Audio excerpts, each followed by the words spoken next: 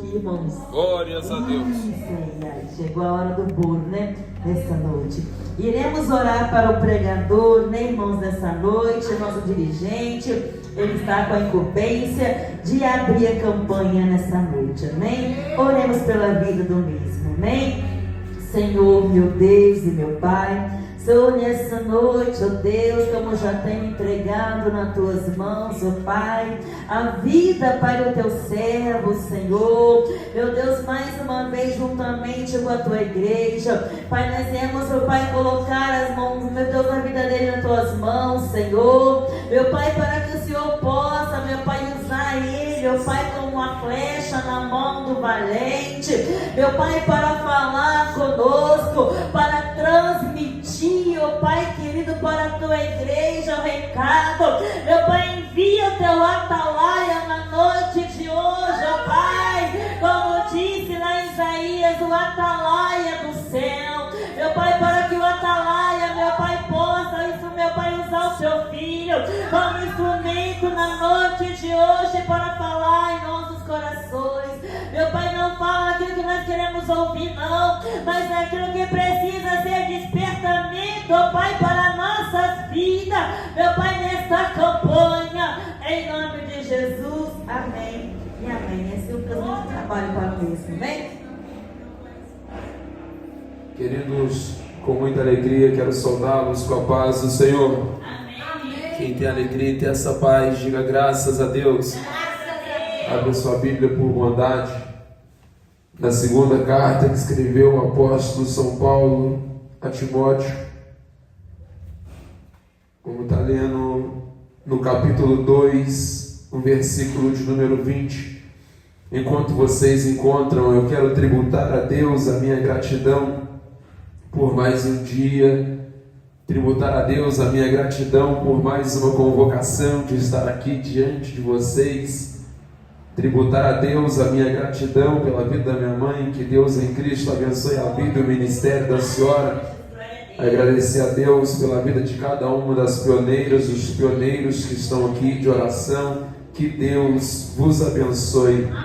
Segunda carta a Timóteo, capítulo 2, o verso 20, quero lhes falar sobre entre os influenciados há remanescentes. Quem achou, diga amém. Assim está escrito na palavra de Deus: em uma casa grande existem pratos e recipientes, não só de ouro e prata, mas também de madeira e barro. Isto é, alguns são designados para o uso honroso e outros para o desonroso. Podeis tornar aos vossos assentos com a Bíblia aberta em cima do colo, porque você vai precisar. E eu quero te pedir isso, se você tem motivo nessa noite, aplaude a Deus aí, bem alegre para Jesus.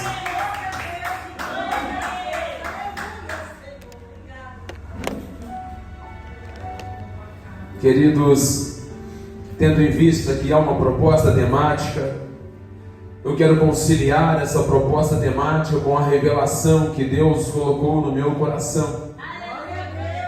Quando nós analisamos o contexto em que Paulo escreve a Timóteo esta carta, nós precisamos conhecer os fatos, precisamos conhecer a história, precisamos conhecer o que Timóteo estava enfrentando para que Paulo escrevesse uma frase, um versículo desta magnitude.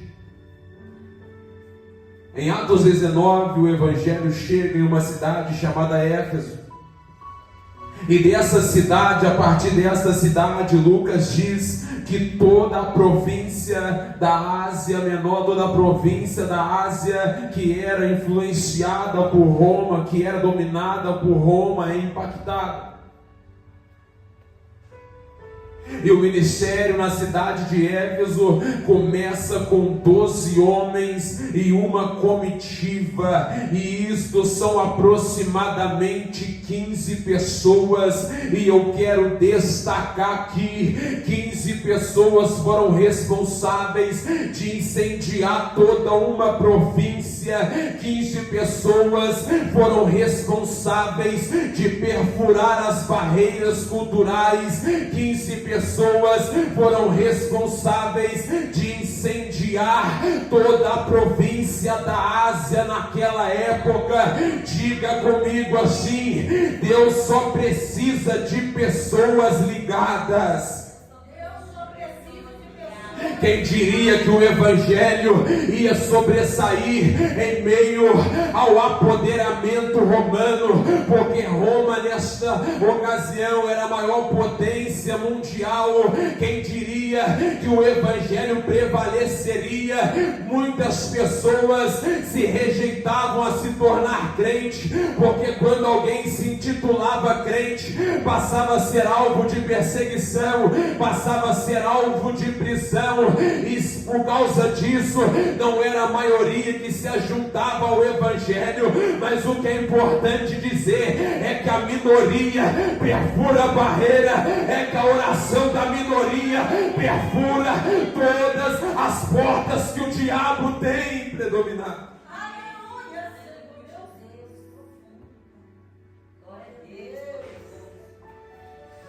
O tempo todo na história bíblica nós vamos ver isso acontecer.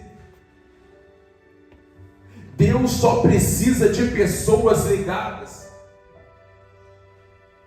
Em quantos momentos em nossa vida entramos no culto de círculo de oração, ou fazemos um movimento aqui na igreja, um movimento evangélico, para atrair a atenção do público que está lá fora, e nós vamos ver na hora do acontecimento: Deus, cadê as almas? Deus, cadê as pessoas? Deus, cadê até mesmo as pessoas que tinham que estar aqui? Porque esse culto é responsabilidade de crente. O importante é que Deus não olha para isso. O importante é que Deus está assim: se a minoria estiver ligada, eu vou manifestar a glória. Se a minoria estiver ligada, a glória de Deus vai manifestar aqui.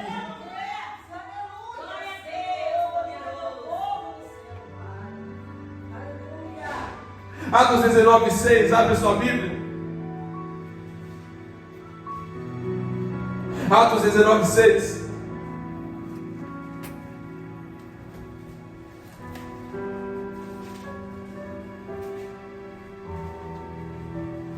Você vai entender como que tudo começou. E diz a Bíblia: e impondo-lhes Paulo as mãos, veio sobre eles o Espírito Santo. Então falavam línguas e profetizavam. Paulo, nas entrelinhas, ele está dizendo: eu sei que vocês têm potencial para incendiar essa cidade. Diga para essa pessoa ao teu lado: sabia que você tem potencial para incendiar o lugar que você coloca a planta dos pés? Aleluia, glória a Deus. Sabia disso? Amém. Sabia disso? Glória a Deus. E por 3 vezes Paulo e os discípulos pregam em uma sinagoga, e o povo daquela sinagoga fecha o coração. Eu tenho um testemunho para contar. Sempre que lá no meu trabalho, a pioneira de oração fez menção aqui no meu trabalho, a guerra que é, vocês não fazem ideia. Sempre que eu arrumo uma equipe de oração para guerrear junto comigo, eles fazem o favor de chegar em cada integrante dessa equipe, chamar eles de uma sala reservada, e por intermédio de uma opressão, de uma pressão psicológica, tirar e desfazer essa equipe. Mas ninguém chega diante de mim, essa opressão, essa pressão nunca chegou diante de mim para falar assim: eu quero que tu pares a oração. Mesmo em meio, quando isso acontece, mesmo em meio a minha equipe ser dissolvida por várias vezes, eu estou firme lá para orar.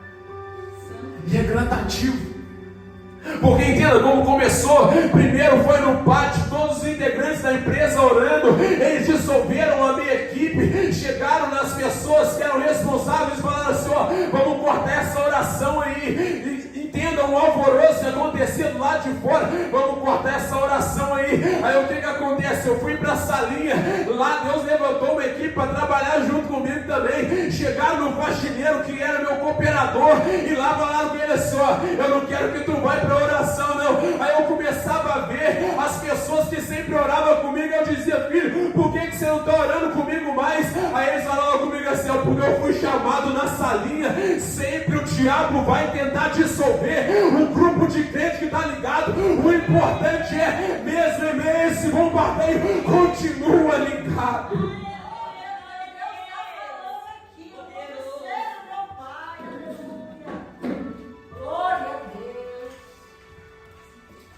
Observem o verso 10.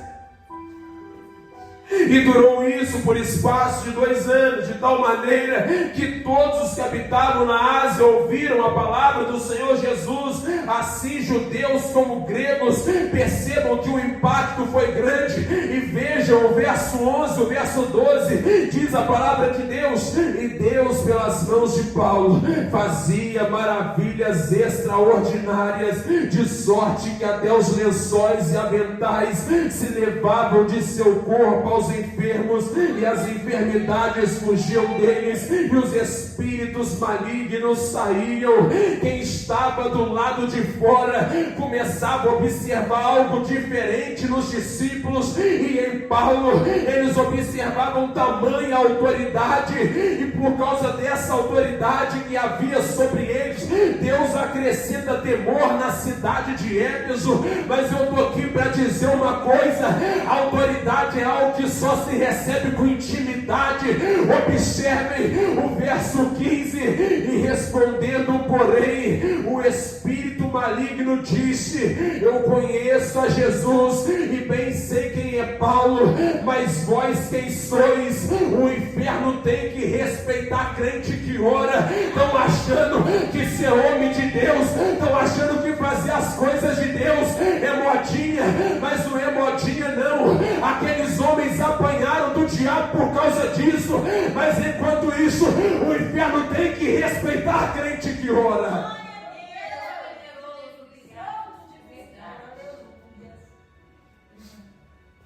Paulo nem estava perto.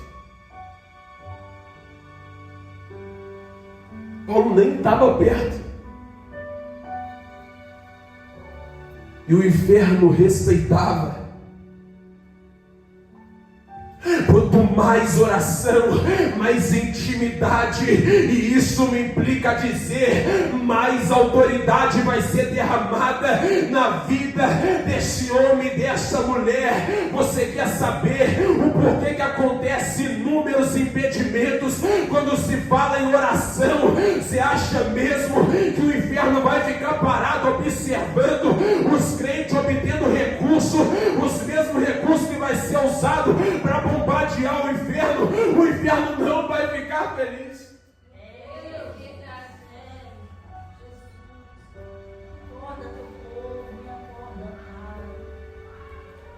Quantas vezes colocamos uma proposta: vou fazer uma campanha de oração, vou entrar diante de Deus, eu preciso orar mais, eu preciso guerrear mais, e o propósito, quando chega em casa, o cansaço começa a falar mais alto, a fadiga começa a falar mais alto, começa a chegar uma demanda de onde nós nem imaginamos. Tudo isso é impedimento. Rompe o impedimento, começa a dor de cabeça, começa a dor nas costas, eu prego, começa a doer. Rompe o impedimento, vai para a oração, porque a oração é autoridade.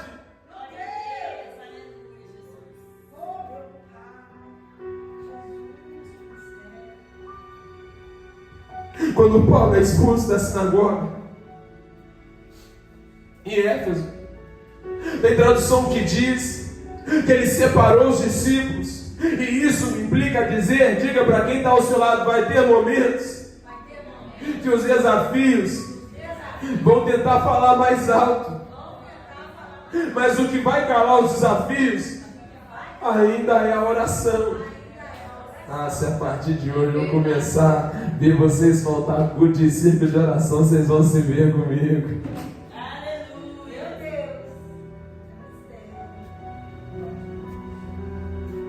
Eu estava me preparando para pregar em um congresso, lá no Rio de Janeiro, lá em Duque de Caxias.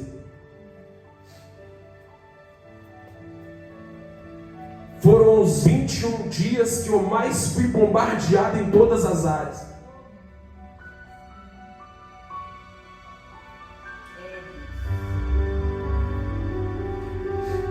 E dentro desses 21 dias de preparativo, de bombardeio, eu desci para o meu trabalho. Um homem chega perto de mim e fala comigo assim: desiste.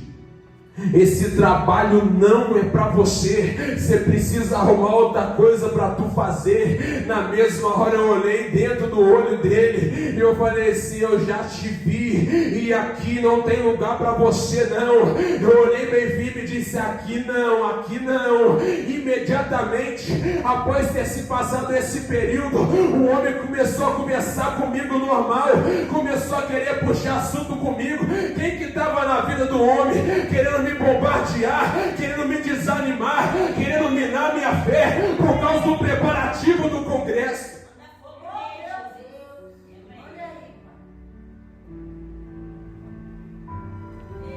O porquê da importância do culto de ciclo de oração, o porquê que o ciclo de oração não é opção, é necessidade, é prioridade na vida do crente.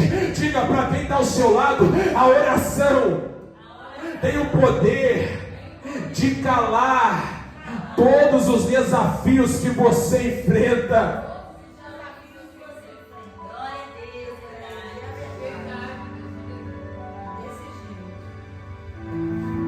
É por isso que o público nas consagrações, é por isso que o público nas orações e em eventos que envolvem oração é um público pequeno, mas quem vem começa a perceber o contraste, porque crente que ora recebe armamento para lutar. Aí Paulo diz nas entrelinhas aos discípulos de Éfeso: vocês querem permanecer de pé? Diga para quem está ao seu lado: dê prioridade à oração.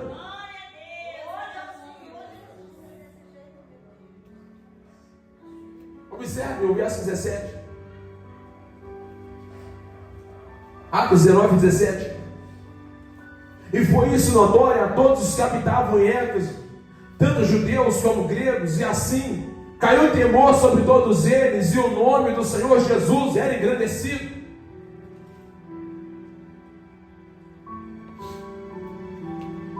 Tudo começa em Éfeso com oração e autoridade.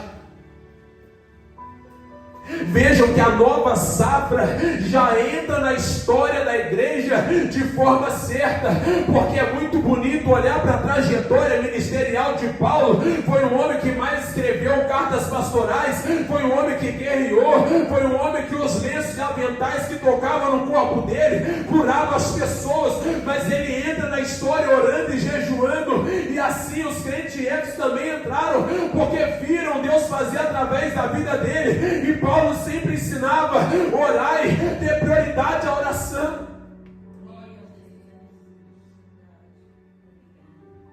E isso me implica dizer que eles saem de um estado de um modo de vida carnal, e eles passam a viver em um estado, um modo de vida espiritual, e eles só venceriam os desafios cotidianos sendo homens e mulheres espirituais, porque se vocês analisarem o que acontece no capítulo 19, vejam que começa a haver um alvoroço, e dentro desse alvoroço, o principal desse motim, desse alvoroço, ele fala assim: a nossa profissão está em risco. E isso me implica dizer que o crente que ora, vou falar no contexto contemporâneo, posso sim ou não?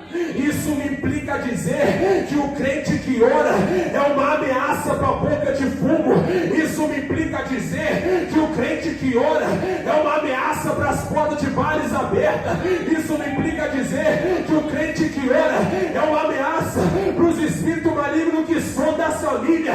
Isso me implica dizer que o crente que ora é uma ameaça para os espíritos malignos que está tentando destruir casamento, porque crente que ora tem arma para guerrear.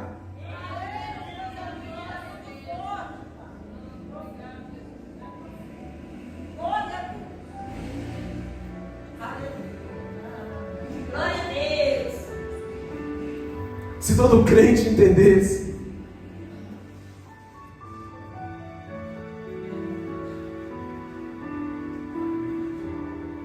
que o hábito da oração atribui a ele uma identidade de ameaça para o inferno, eu acho que os nossos cultos de oração seriam mais frequentados, seria mais valorizado.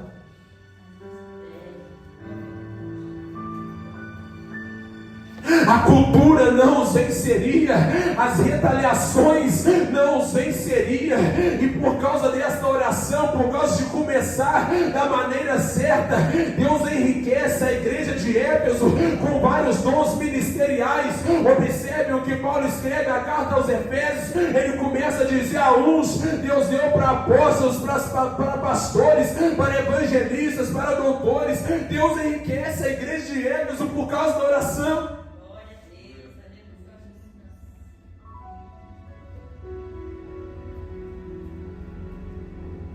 E assim como nas outras igrejas, Paulo amava a igreja de Éfeso. E quando tem amor envolvido, é igual em um casamento, envolve preocupação, sim ou não? Observe o capítulo 20, o verso 29, o verso 30. Vocês vão ler no 3, todo mundo junto. 1, 2, 3.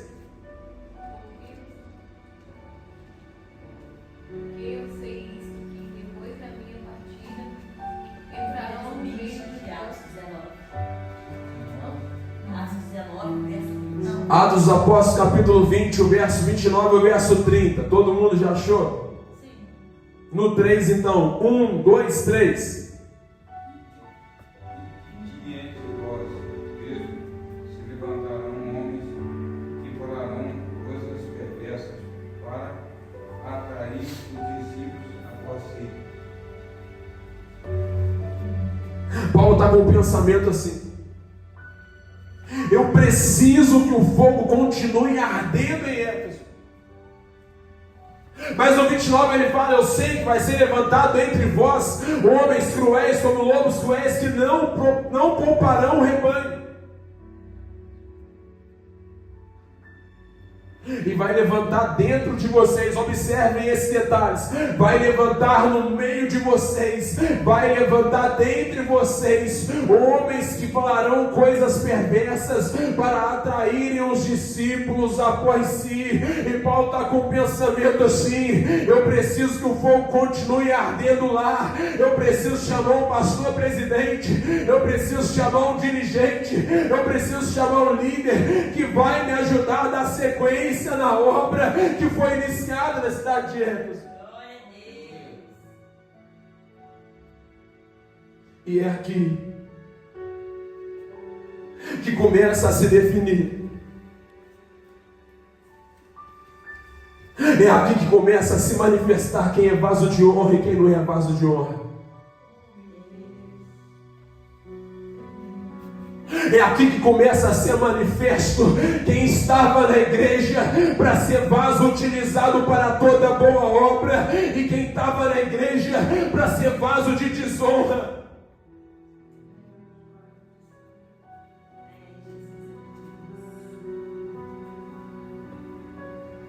Entendeu, velho? A igreja teria a sua história transformada. Eu imagino na cerimônia de posse de Timóteo, o novo dirigente da igreja de Éfeso, ele pensando consigo mesmo, quem sabe passando pelo corredor da igreja,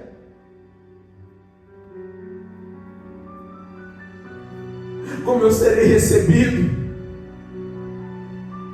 o que os irmãos vão achar de mim quando eu chegar lá. Por 3 anos, Éfeso foi impactada através de Paulo. Por 3 anos, sinais e maravilhas, e 2 coisas começam a acontecer aqui. Eu sinto Deus aqui.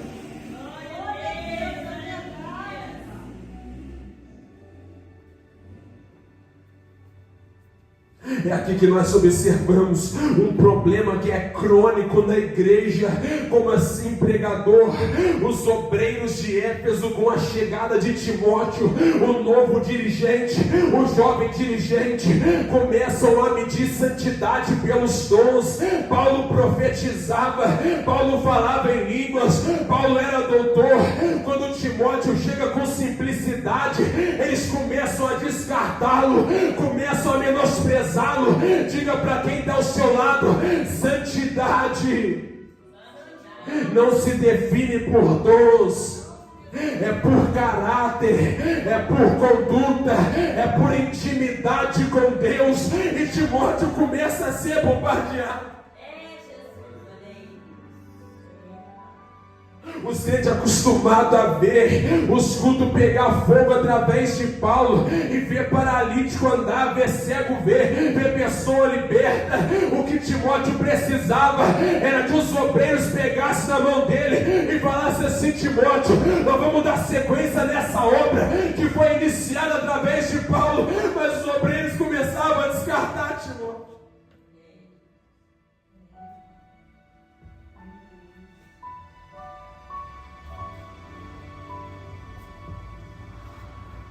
Eu comecei a imaginar como que era a rotina desse jovem dirigente.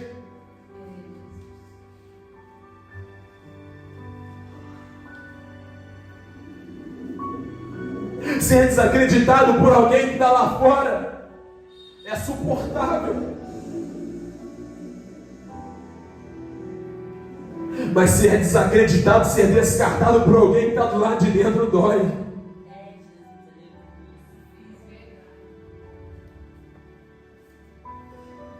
E a rotina de Timóteo começou a ser iluminada por uma pressão de dois lados. De um lado, o diabo soprando no ouvido dele: tu não é crente nada, tu não é homem de Deus nada, está fazendo o que dentro da igreja? Quando as pessoas falando em língua, quando as pessoas sendo batizadas com o Espírito Santo, quando as pessoas recebendo, e tu até hoje nada.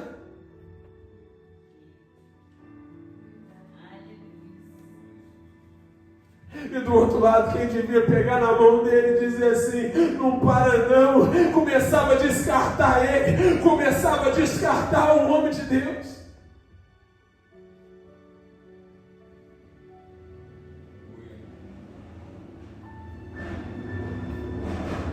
Diga para quem está ao seu lado: me faz um favor, não me descarta não, me ajuda. Timóteo só precisava disso.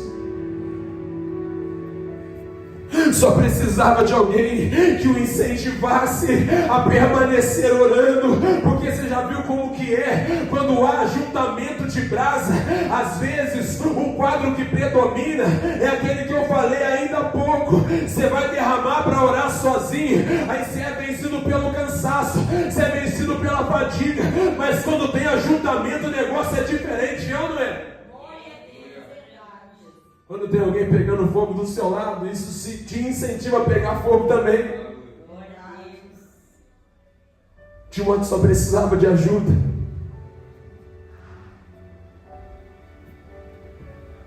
A segunda coisa, o erro que os obreiros, o erro que os crentes de Éfeso estavam cometendo era comparar o ministério de um jovem que ainda estava iniciando, ainda estava dando os seus primeiros passos, com o ministério de um homem calejado. Porque quando o ministério chega em Éfeso, quando a igreja é fundada em Éfeso, quando Paulo, que era pastor presidente, chega lá, ele já era calejado de ministério, já tinha sofrido perseguição, já tinha sido açoitado, já tinha sido preso. O Paulo já caminhava há muito mais tempo.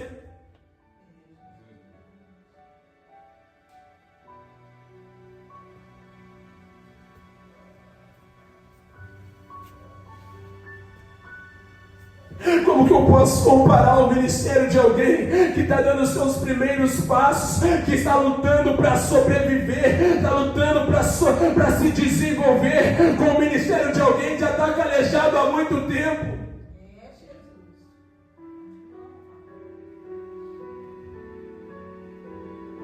Eu vou falar de forma bem clara. Posso, sim ou não? Sim.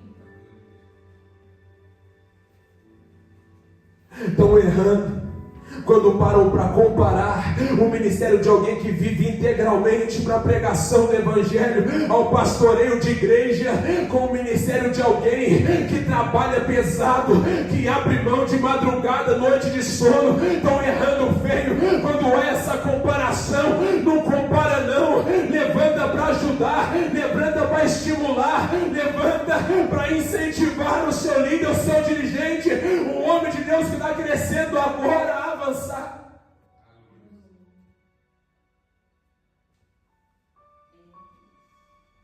A alma de Timóteo só clamava assim: diga para quem está ao seu lado, me compara não, me ajude a chegar lá.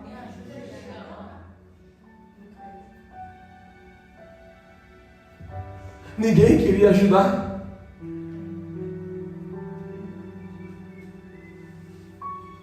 Timóteo convoca para a oração.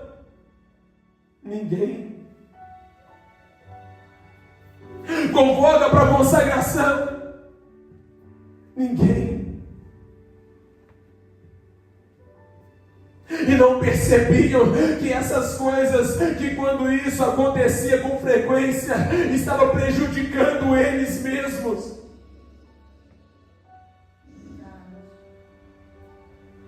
E por outro lado, essas influências contagiavam. Porque eu imagino depois do culto, uma reunião de obreiros e crentes do lado de fora, para falar assim: tá vendo esse novo dirigente aí? É fraquinho. Tá vendo esse novo dirigente aí? Vai dar em nada não.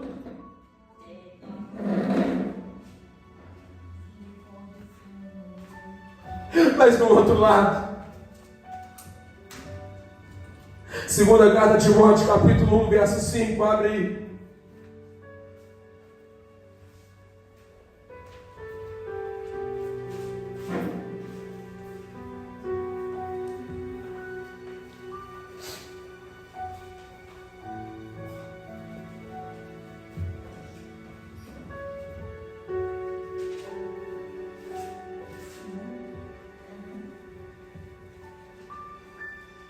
Amém?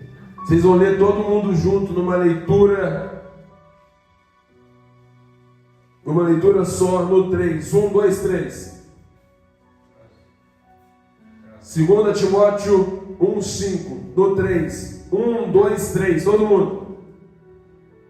Trazendo memória a fé não fingida, que em ti habitou primeiro em tua avó Lóide, em tua mãe Eunice, e estou certo que também habita em ti. O 6, o 3. 1, 2, 3. Trazendo a memória ao 6, por cujo motivo te lembro que desperta-se o dom de Deus que existe em ti, pela imposição das minhas mãos. Paulo, por outro lado, enquanto Timóteo está sendo bombardeado, sendo descartado, Paulo está dizendo assim: diga para quem está ao seu lado, se depender de mim, tu não vai parar. Deus me traz aqui com uma proposta que é a seguinte: tu pode ser simples, tu pode ser o menos visto, tu pode ser alguém que está chegando e está crescendo, desenvolvendo agora, mas entre os influenciados a contra-atacar, a impedir, ainda há remanescente, ainda há obreiro que diz continua, ainda há obreiro que diz não para, ainda há obreiro que diz dirigente vai dar certo, ainda há obreiro que diz pode contar com as minhas orações, estou aqui para te ajudar.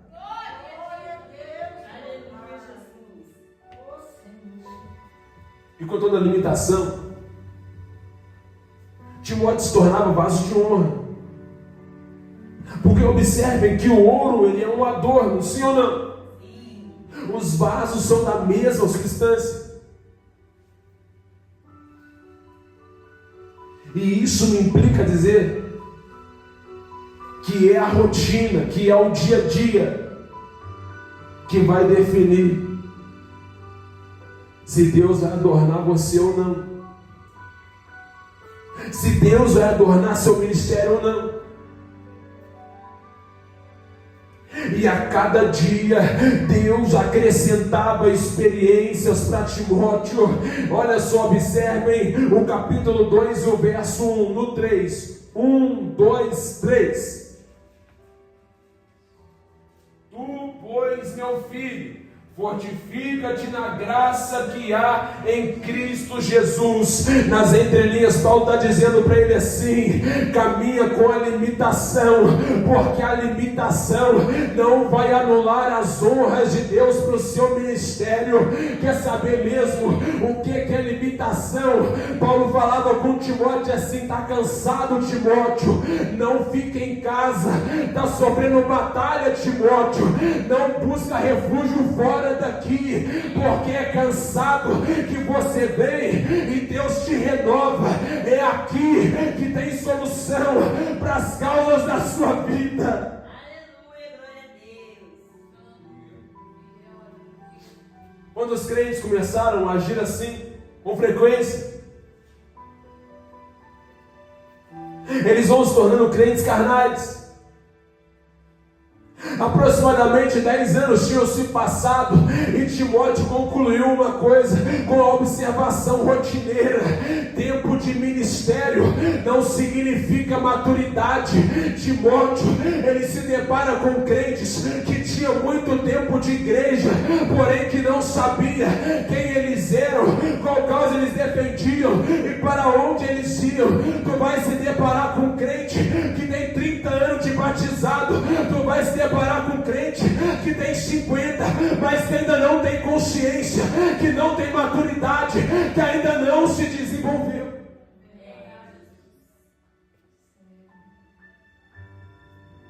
É triste isso, mas tem.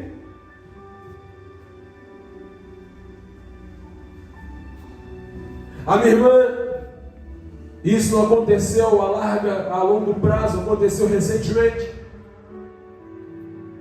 Ela virou para mim e falou assim: quanto tempo você tem de batismo? Eu completei 3, eu dava para completar. Eu falei 2 anos e pouco, quase 3.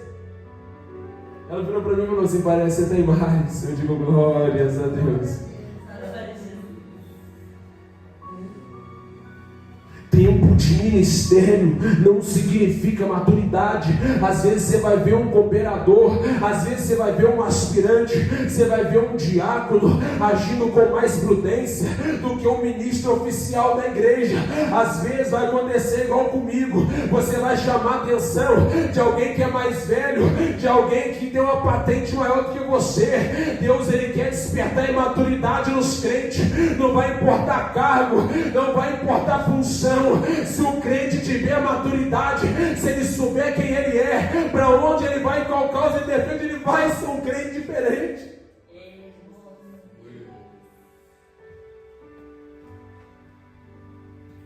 E esse comportamento gerava uma sobrecarga no líder.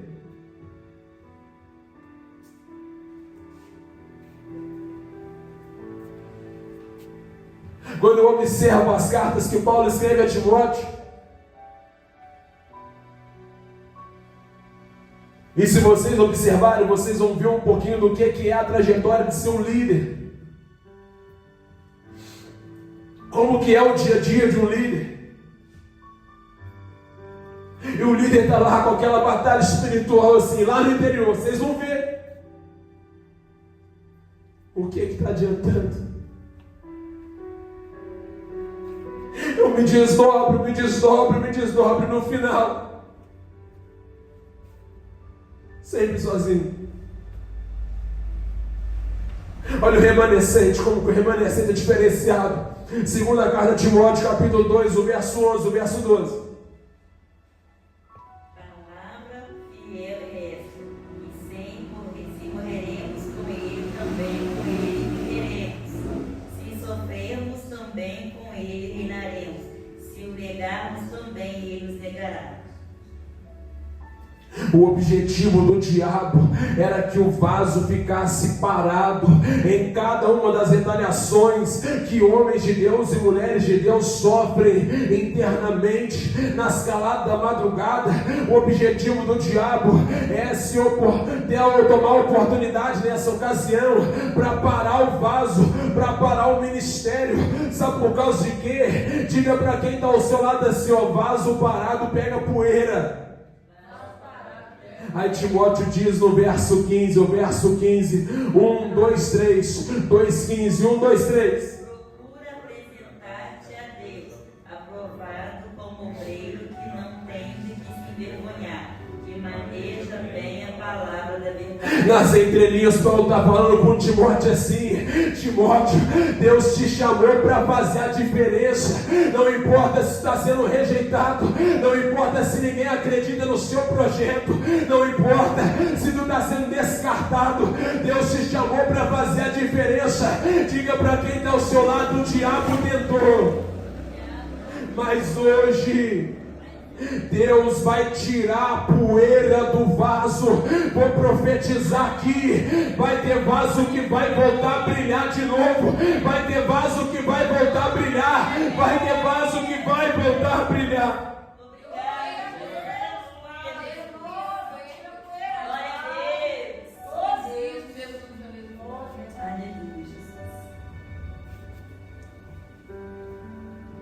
Enquanto os crentes de Éfeso, estou contextualizando por que Paulo ele escreveu dessa maneira para Timóteo. É uma forma comum que nós vimos em Jesus, no método de Jesus, sim ou não? Sim. Porque Jesus usava parábola para expressar, para pregar o evangelho de algo material que o povo conhecia. Jesus entrelaçava com um contexto espiritual. Enquanto os crentes de Éfeso, eles eram espirituais, o lado de fora alvoroçava. E isso me implica dizer que o lado de fora é denominado inferno. Enquanto os crentes eram espirituais dentro e fora da igreja, o inferno ficava furioso, alvoroçado lá de fora. Mas observem o impacto da falta de oração. 2,16. Mas evita os falatórios profanos, porque produzirão maior impiedade. Observe o verso 23. E rejeita as questões loucas e sem instrução, sabendo que produzem contenda. No meio da igreja de Éfeso aumentou a impiedade, aumentou a contenda. Não tinha salmos, não tinha hinos, não tinha cânticos, não tinha oração quando ele se ajuntava.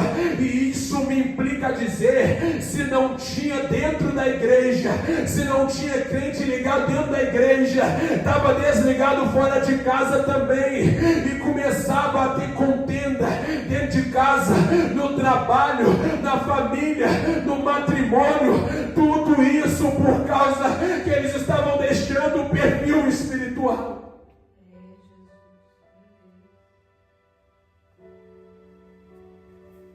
E esse bombardeio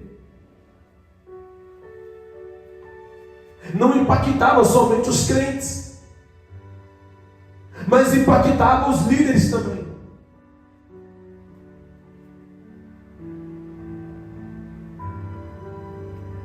E Paulo começa a orientar Timóteo nas entrelinhas: não era para ser assim.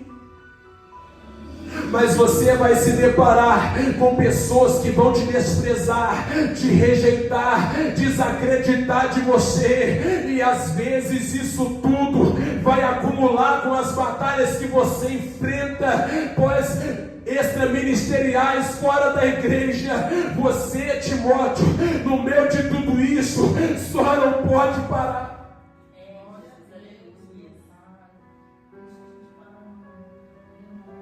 Observe o verso 21. Se coloque de pé por bondade. Vamos ler todos juntos. 2:21. No 3. 1, 2, 3. De sorte que, se alguém se purificar dessas coisas, será vaso para a honra, santificado e idôneo para o uso do Senhor, e preparado para toda boa obra. Você precisa permanecer de pé em meio a bombardeios de todas as áreas, porque tem alguém querendo ver você empoeirado. Resista, resista, não para por causa do acúmulo das batalhas que tu enfrenta. Continua na posição para ser vaso de honra diante de Deus.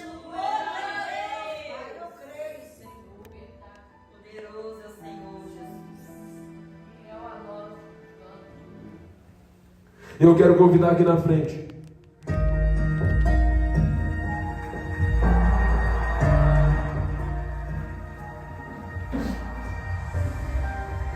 você que está sendo bombardeado de todas as áreas.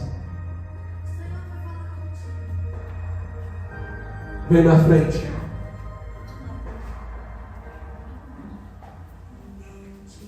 Tem alguém querendo parar teu ministério para que você fique empoeirado?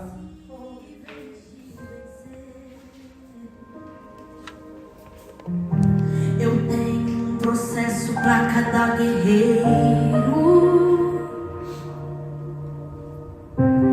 e te avaliando decidi fazer um pouco mais com você, exigir um pouco mais de você, do processo um pouco mais, dessa dor um pouco mais.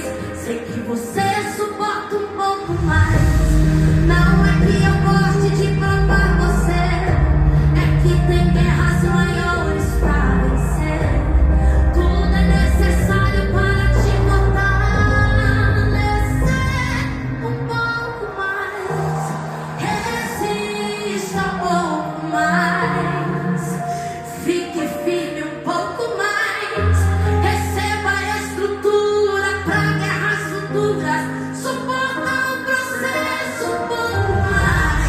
Resista um pouco mais. Fique firme um pouco mais. E quando parecer que não vai suportar, que o ponto final acabou de chegar, na guerra eu te sustento pra você lutar. Oh, aleluia! O Senhor está te sustentando, meu irmão. Exigir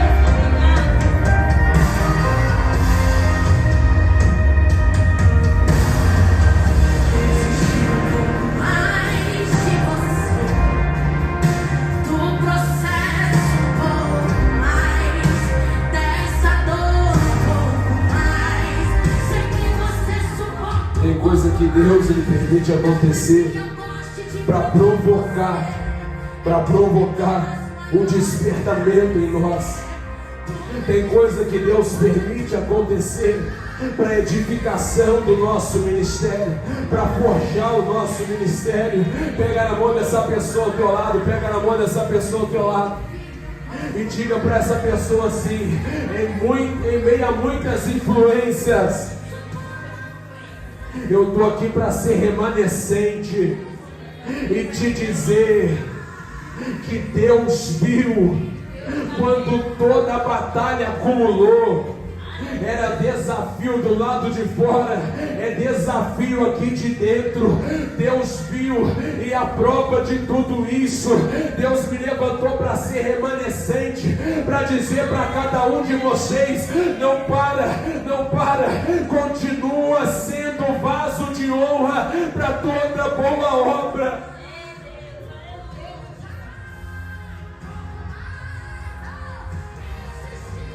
Os desafios na esfera física não podem parar o ministério que é grande, não podem parar um chamado que é grande e que Deus confiou a cada um de vocês.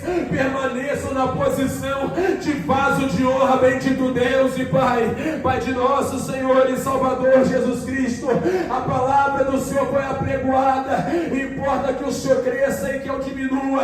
Pai, contempla nessa nesta hora, o bombardeio na família, o bombardeio no matrimônio, o bombardeio no ministério, o bombardeio nos sonhos, o bombardeio nos projetos. Ó Deus, eu creio que haverá escape, porque nessa batalha o Senhor está nos forjando.